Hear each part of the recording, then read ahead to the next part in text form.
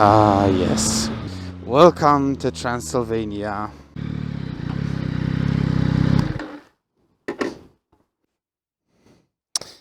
Yamaha, Yamaha, Yamaha. What are you doing?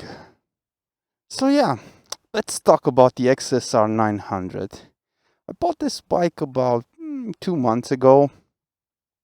I've got like 1,500 kilometers. Accessorizing it with OEM parts, mind you, took quite a bit of time. I have quite a few things to say about this bike. The general feel of this bike is that it's a spectacular core, fantastic core wrapped in mediocrity.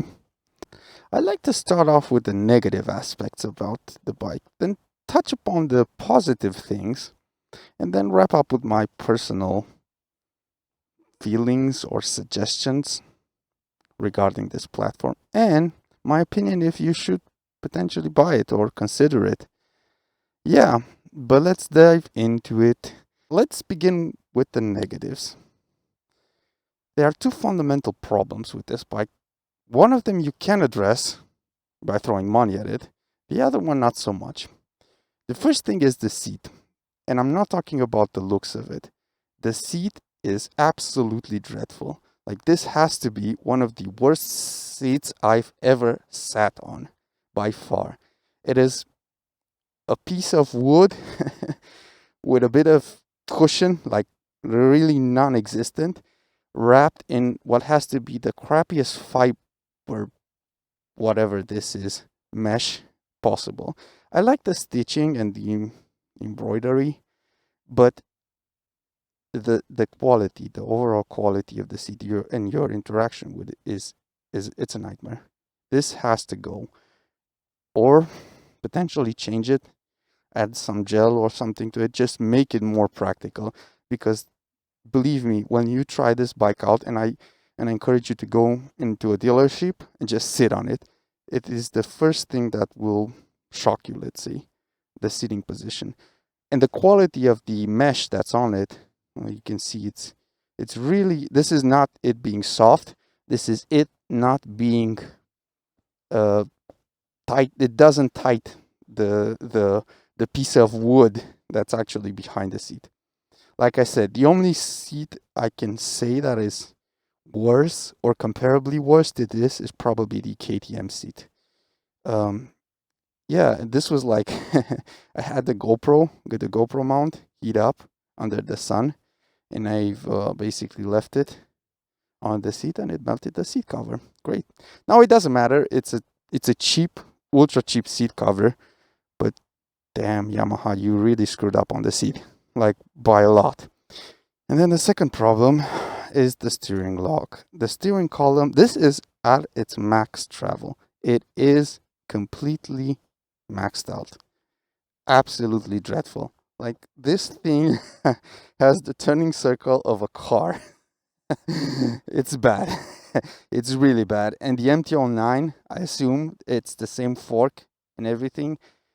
It compounds the effect of whatever the MT platform has, because the XSR, unlike the MT line, has the Tracer, or I feel like it's the Tracer 9 swing arm. So it's got an extended swing arm. That plus that equals you're not turning anywhere. There's unfortunately nothing you can do about that, or nothing that's worth doing, let's say. But yeah, those are the two fundamental problems with the bike.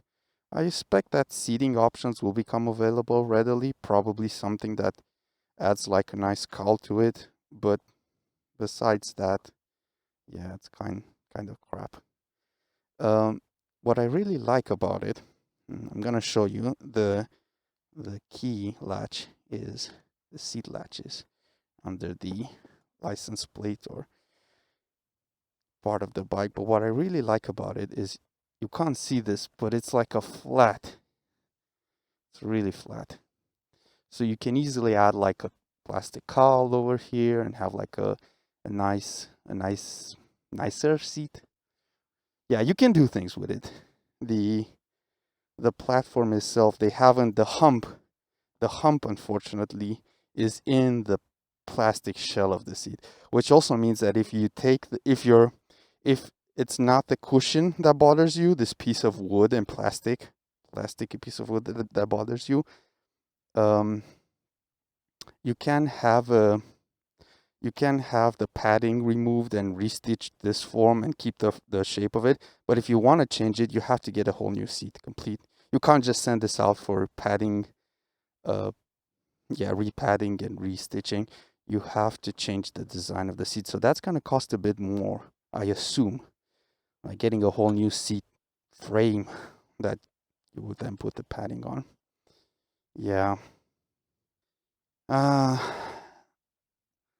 next problem that I have with the bike is everything you touch or interact with, except the foot pegs, is loose.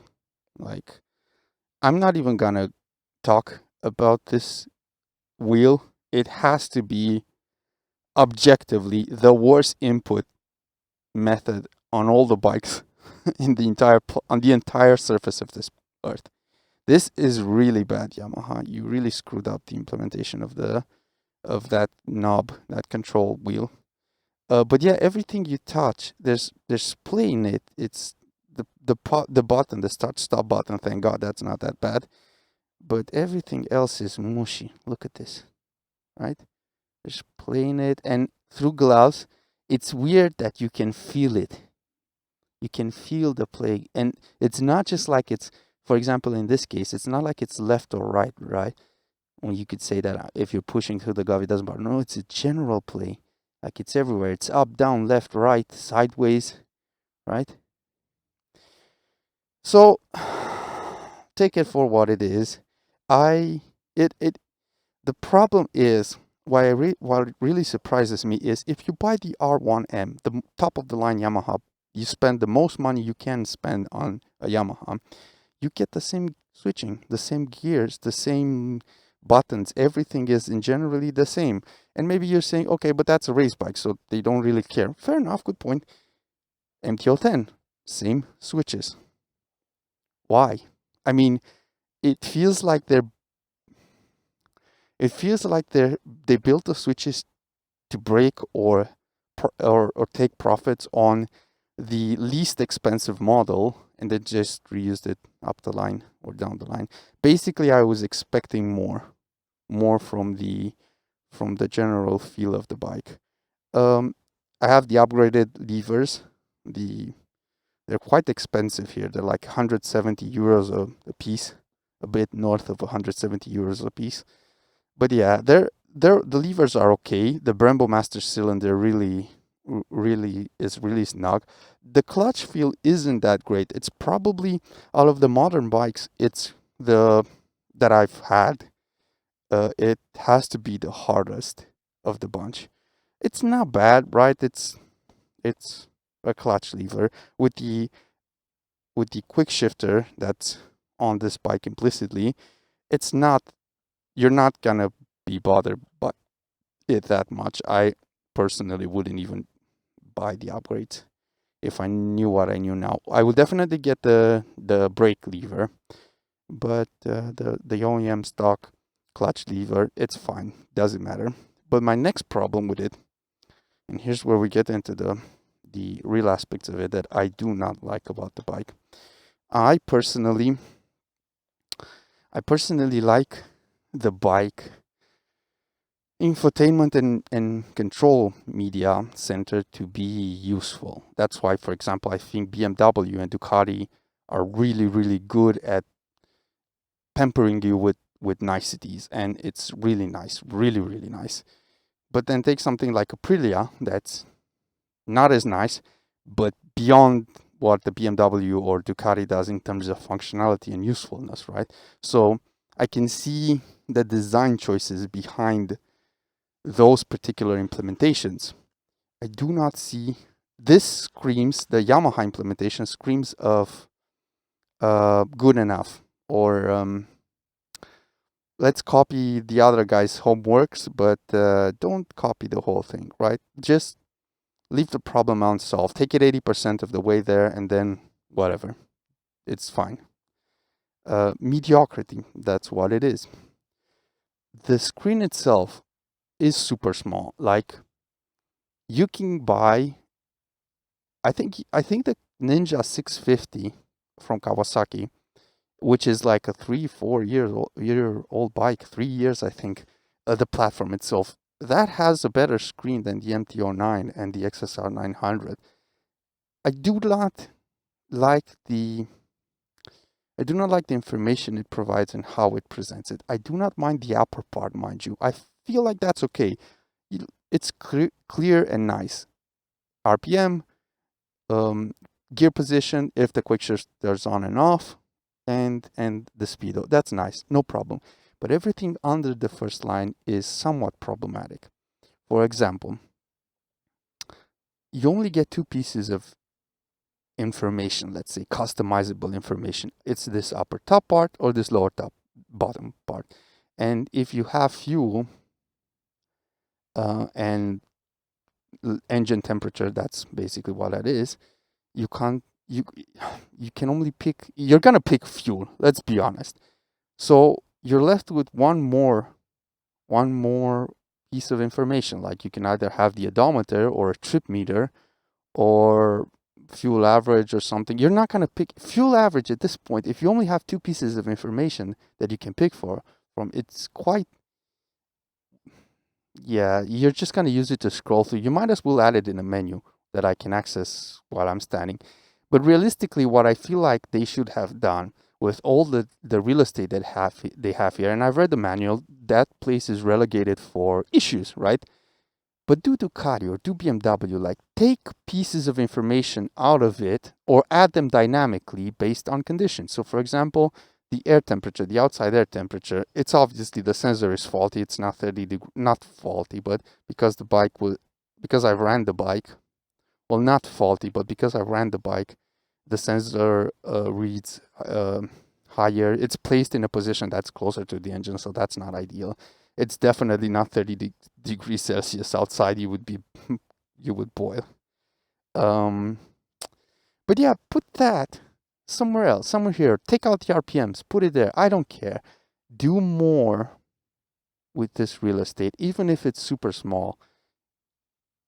And and if you interact with the bike, have it go away, or have new things. If emergency, if something urgent comes up, or like an error, yeah, take out the outside temperature, take out whatever is down there, put the error in, fine, no problem. The clock, you cannot have military time. This is absolutely insane. I never even thought of that. The wheel is absolutely horrible. I'm not trying to scroll up. I'm actually trying to scroll into. And you have to be very specific about how you interact with this because it's so dodgy. It doesn't register. And people that have previous models or current models will know how crappy the wheel is. So yeah, so check this out. Clock.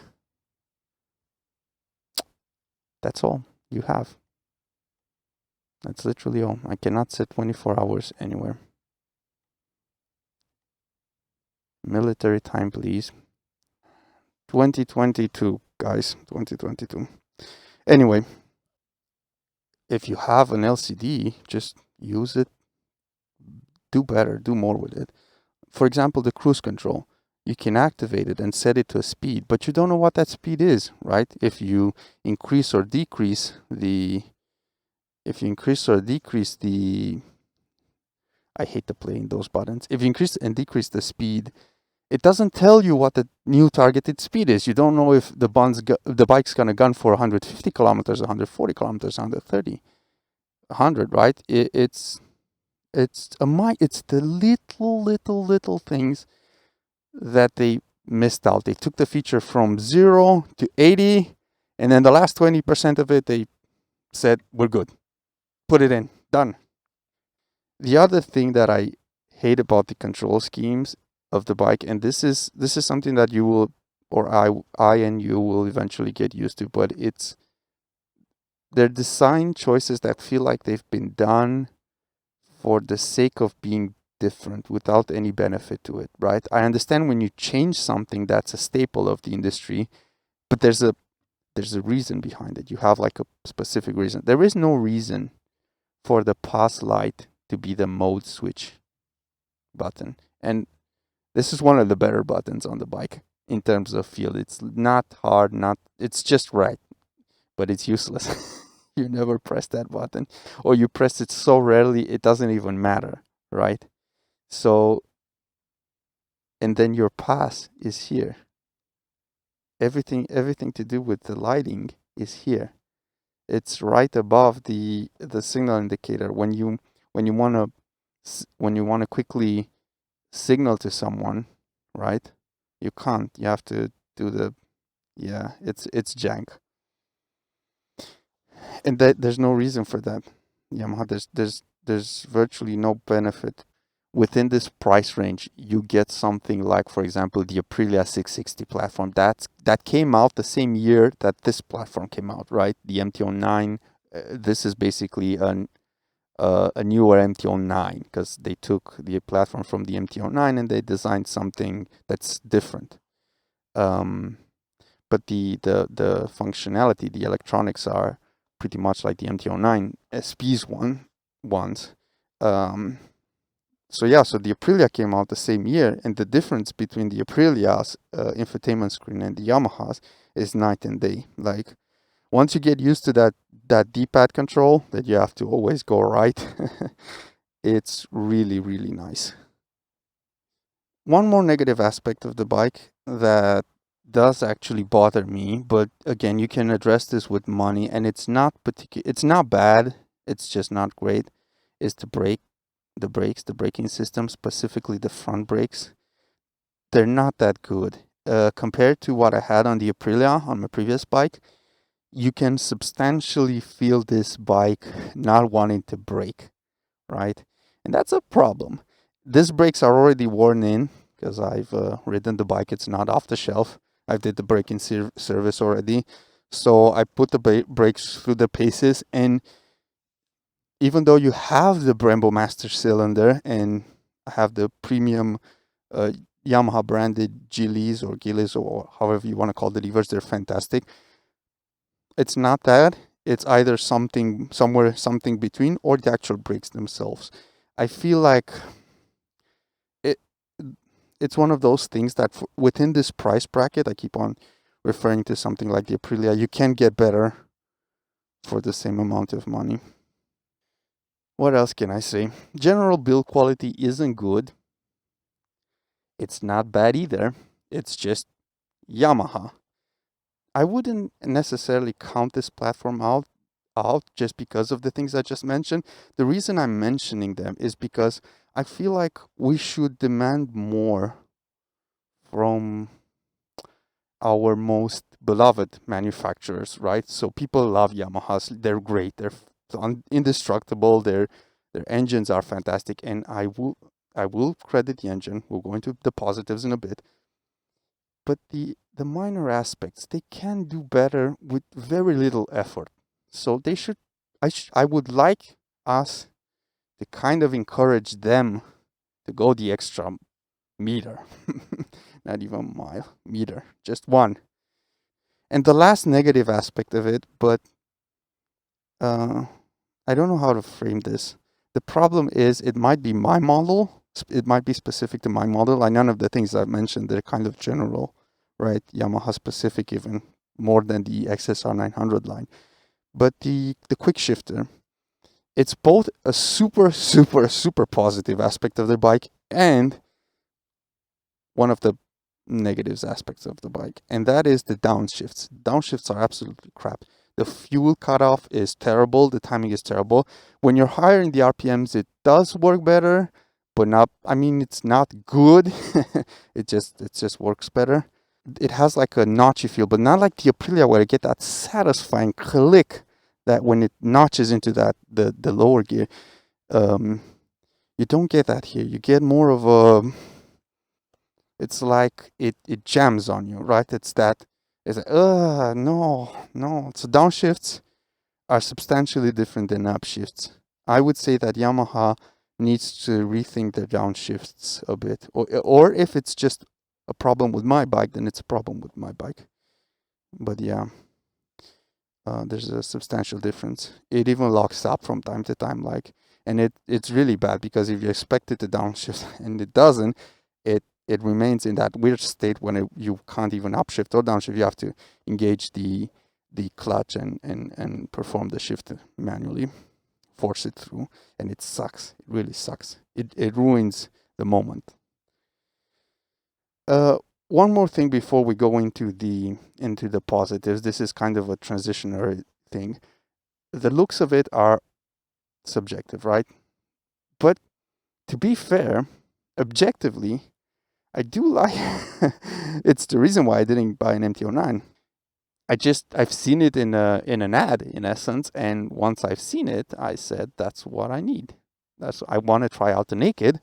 I've never had Yamahas before. Yeah, let's buy a Yamaha, and let's buy the best looking Yamaha, the newest and the best looking Yamaha to date.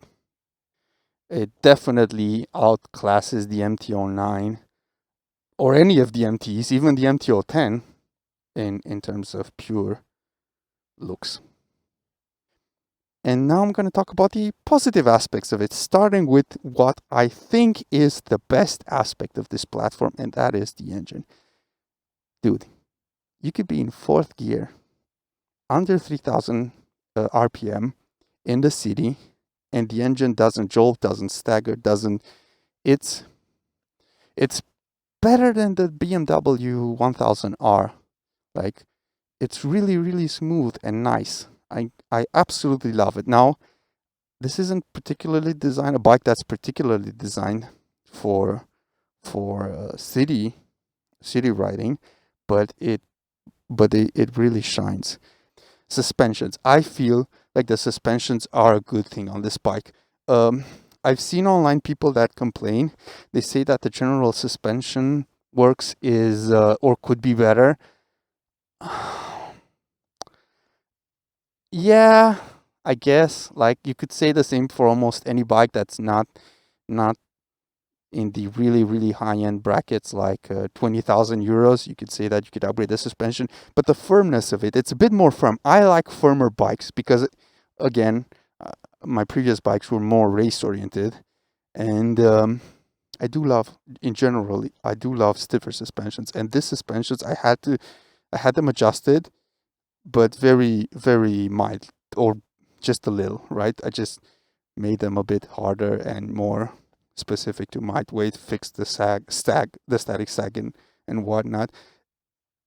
But out of the factory, no problems whatsoever. I love the hardness of I love the hardness of the suspension.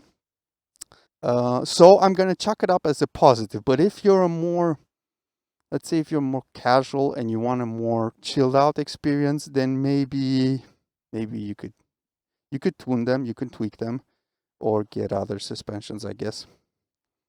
The position, the seating position, I'm like 180 without shoes on the dot. The It's perfect for me. Like, I have no my arms sit comfortably. The position I cannot show you because I don't have a separate camera, but the position is better. Like, if you had something like an MT-07 or a KDM 890, and you know what I mean, you sit a bit more how should I say, you don't sit like you would sit on a chair. You sit more upright-ish. It forces you more onto the bike. This is more comfortable than those two, by a lot.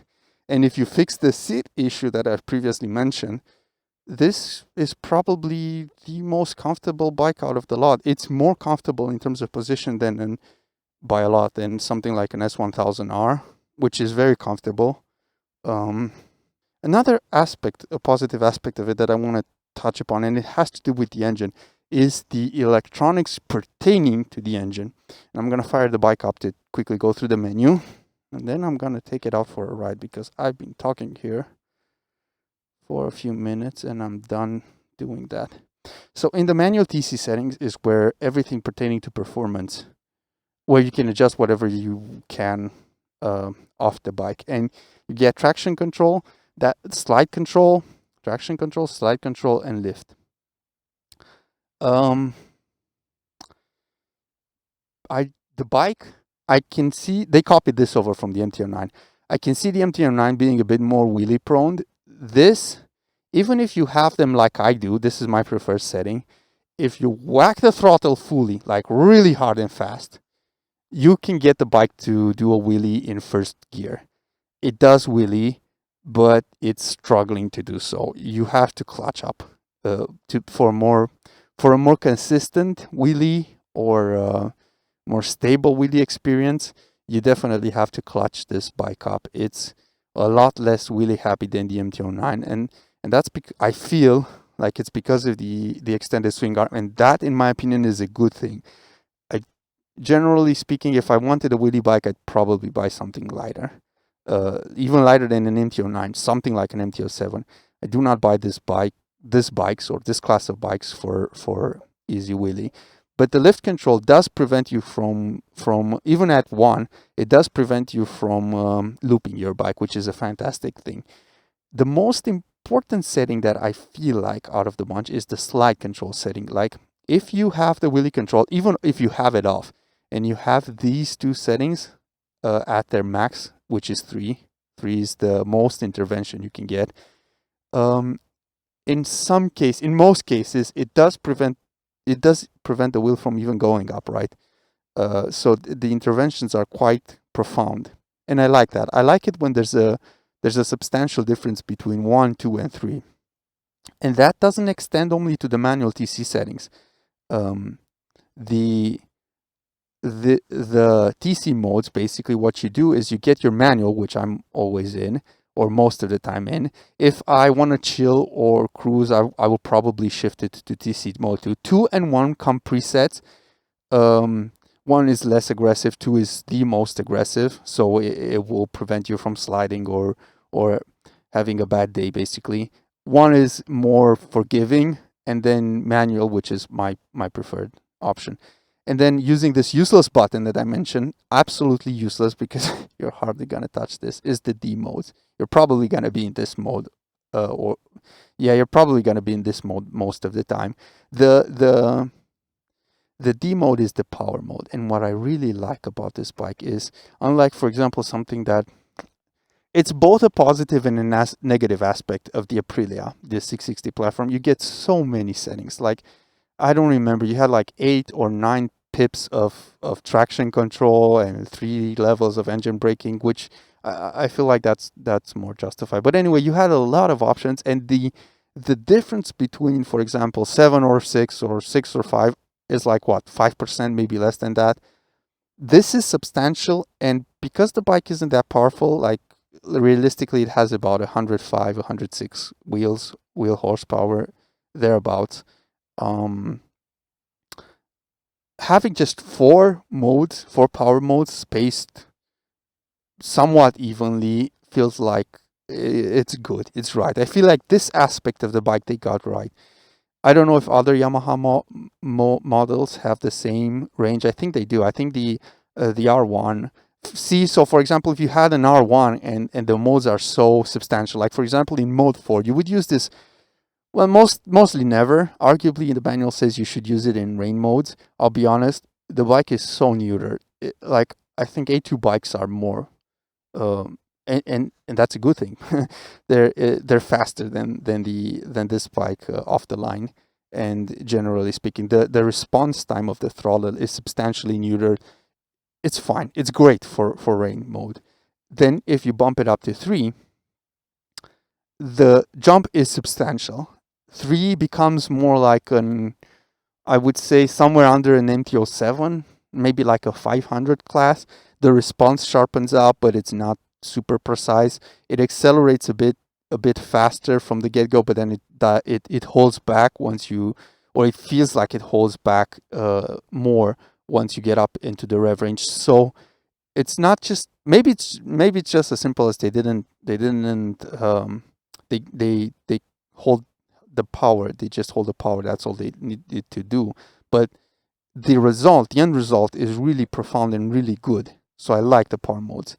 And then 2 is is a substantial difference from 3. So it's if like I would say 20-30%, so it's a substantial jump. And this mode, I see myself riding in mode 2 most often. The difference between 2 and 1 is where things start to slightly fall apart. That's why I think for something, for example, like the R1 or the MT-10, which has 50 more horsepower or 60 more horsepower or 100 for the R1M, I feel like the difference between 1 and 2 would be more substantial. The difference between D mode 1 and 2 is probably like a 10%er, where the other ones would have been like 25-30%. Not such a big impact. You can still notice it here and there. It's fine. A more profound impact is the traction control. Like if you switch between 1 and 2 and 2 and 3, that's where you feel more than if you would go from D mode 2 to D mode 1. And as a final touch, like I said, that the slide control, I feel like it's the most important setting. I feel like as I'm riding it, and I cannot objectively prove it, unfortunately, but as I'm riding it, I feel like that's when if you dial back the slide control, is where the bike becomes more aggressive, right? So from slide control 2 to slide control 1, it feels like that has the biggest impact, and the bike starts to wheelie at that point when you move over to 1 and are super aggressive with the throttle. Yeah. Yeah, so overall it's simple. It's stupidly simple. This aspect of the bike is one of the things that actually shocked me. Like, how could they get this so right? Final thoughts.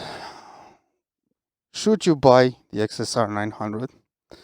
Well, I think if you were waiting up for an MT-09, this is the bike to get. You should definitely shortlist this bike.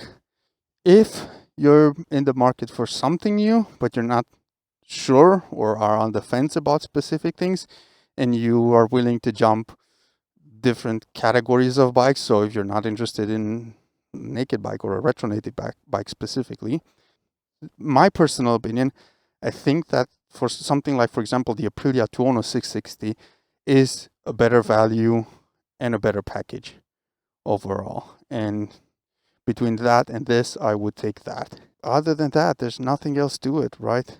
I do not regret this being my foray into naked bikes. So yeah, I hope this has been informative. If you have any questions or things you'd like to know about the XSR 900, drop them into the comments. Yeah, have a great day.